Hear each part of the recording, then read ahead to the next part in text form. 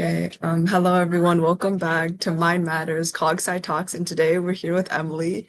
So I guess my first question, I guess we can just start off by introducing yourself. So Yeah. So I'm Amélie Puech. I'm a French PhD student. I'm working in neurosciences in a lab in Lyon. And yeah, I'm interested about like essential oils. so I saw that you're currently or you've been studying like this smell and the brain and like its correlation. So what kind of like initially drew you to study this? And was there like a specific moment or experience maybe in high school or just in your lifetime that you're like, oh, like I really want to understand this or I really want to like know how everything works? I think it's since I was a kid, I've always been curious about how things work and how we can explain what we feel and how we feel it. I also really like smelling different odors as a kid, but it's true that it was not my first goal, even if like I thought that maybe I could do like, perfume or some stuff like that.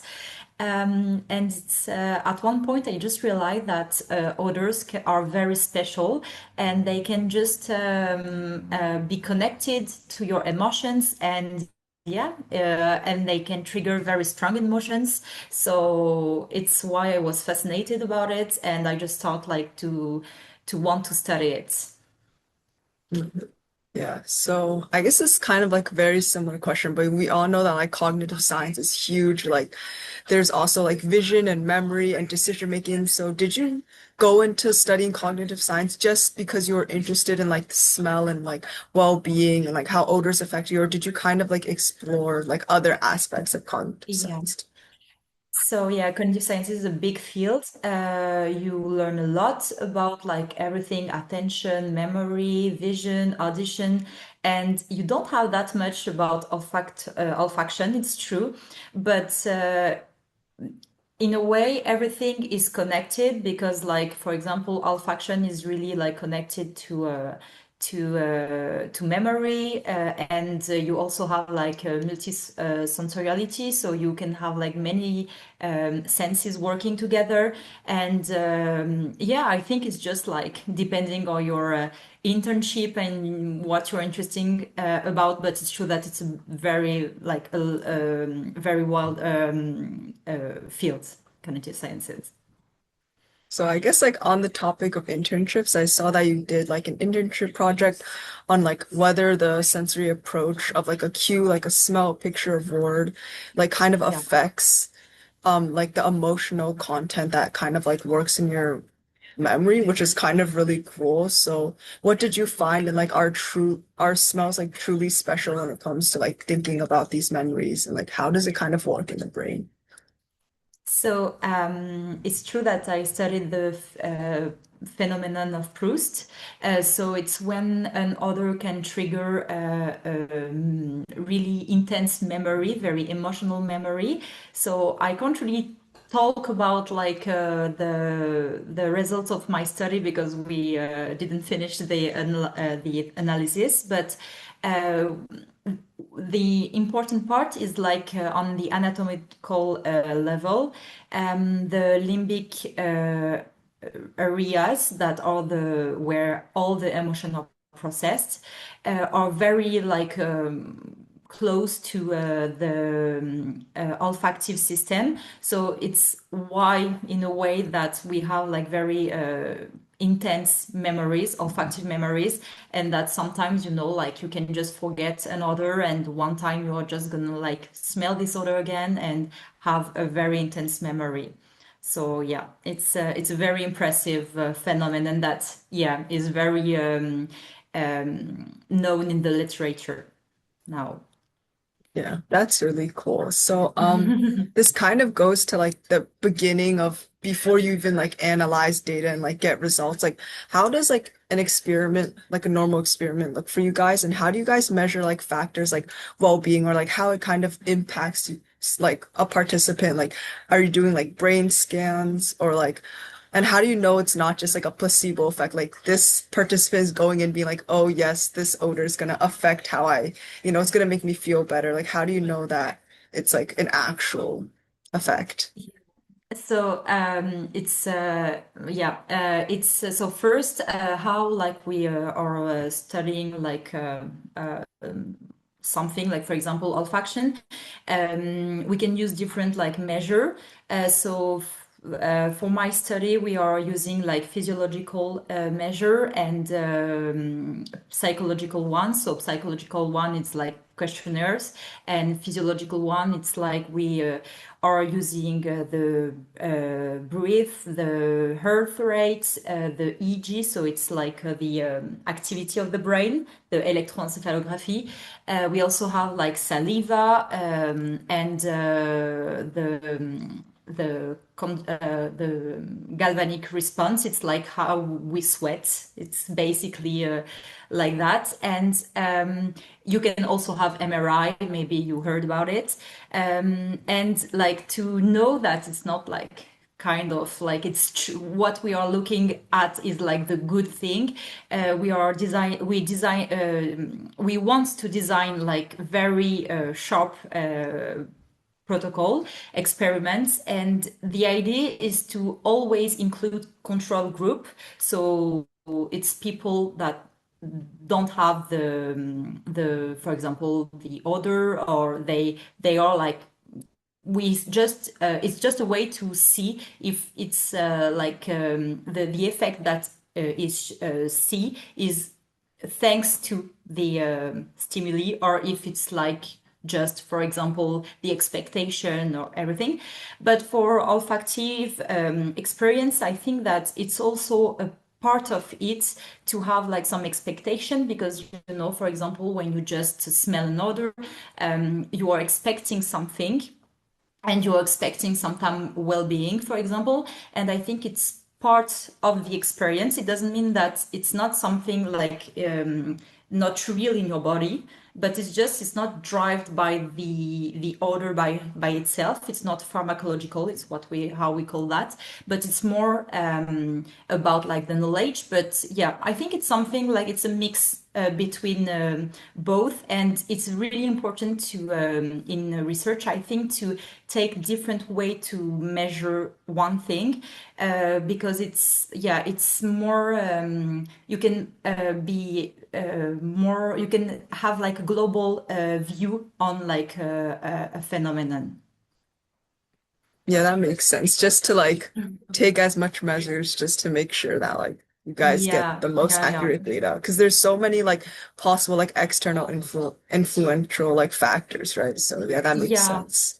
Yeah, yeah. so I guess like what has been the most difficult obstacle that you've kind of like faced in your journey? This could also be in like research or experiments with like maybe like a lot of wrong data pointing in like the wrong. Yeah. And how did you like work through that? So I think one of the main obstacle in research, I mean, for me at least, is like publication. So I know that it's not something that we think about, but it's true that publication can be a bit tricky. But on the experimental part, I think that it's more about like analyzing data, because we have to think data as like a huge like many information, and we just need to find a way to understand them and to link them to our hypothesis. And this is sometimes tricky. We have to process it, because you have like a lot of noise on the signal. And I think it's kind of the more like it's really interesting, but at the same time it can be really difficult. Yeah. So I guess like what does a typical day for you look like? Like are you always writing code? Are you always like reading research papers or like trying to write like publications, like submitting them and then maybe they have feedback and then just, in this constant cycle? Or is it like more fun, like maybe like experimenting on patients or like writing? So yeah, it's true that reading literature is like a big part of the job. Um, as like a PhD student, I would say that it depending on the like the time I am into my thesis. So at the beginning, it's a lot of reading, and then it's also like thinking about the design, the experimental protocol. So it's you have to think to what is your your main goal, what you're gonna like be okay with, even if it's not like because it can't be perfect. So you have also to find the balance. And then I think a big part of the job is to do some code, so to code the experiment, but also to code like a way to do your statistics and to just yeah pre-process your data. So of course you have the experimental part where you just uh, welcome participants and you just take data. But yeah, it's not the biggest part. I would say that the biggest part of the job is like more the analyzing data and of course writing, but writing is more like at the end. It's not the main thing. Yeah. So, like very similarly, I'm actually taking a class that's called like STEM EXP research, and in this class, like we have to read like so many articles about like the lab, like we're going into over the summer. So I guess like there's just so much reading to do, and then we also learn about coding. So like if a high school student wanted to do like, or they're looking into what like you currently do, like what subjects should they focus on? Like if they didn't have like an EXP like research class, like should they do a lot of comp sci or like a lot of reading or like a lot of like social or not social science, but like a lot of science. Like, what are your thoughts on that? I think one important thing is like maybe be interested into biology. I would say like just even if it's not like biology class, it's like sometimes just reading some like papers on biology, even if it's like not it's not a very sharp paper. It's really good, and I would say that yeah, it can be like good to know how to code. Be and but I think that it's more skills that are important in research because then you know you learn how to do things on your way, but it's more like being curious and open-minded. I think this is the best part because you need to always know, you need to always like being able to find an answer to your questions. So I think this is the yeah mostly that. Yeah, that makes sense. So I guess this is kind of like the last concluding question, but how do you see your research kind of like evolve beyond like just lab work and experimenting and analyzing data? Like, do you see like a potential application for your work so that you've done so far on like smell and well-being in the real world, for example, maybe like to alleviate like stress in school or just making like environments or like libraries like a better place for everyone? Yeah, I think that now like anxiety and problems like depression are like growing in the society in general. And like I think also with the COVID crisis, many people try to find an alternative way to like to just be feel better.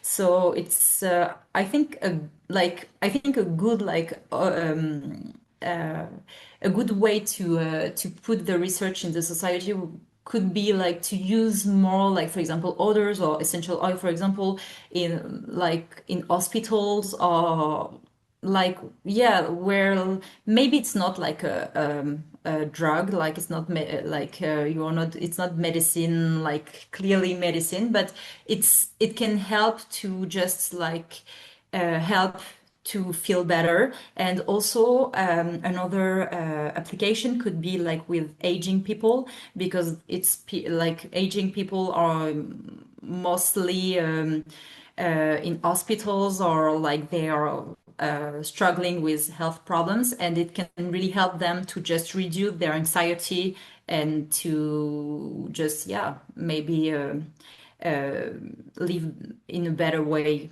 what they are going through. Yeah. So I guess like in your opinion, what is like the most relaxing essential oil in your opinion?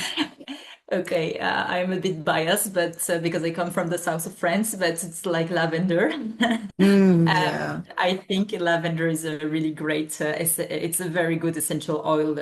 We have to be careful, like to not smell it like too much. Like even for kids, it has to be for essential oil. It has to be in a very like how to say like not intense way. We have to be careful, but it's a very good essential oil.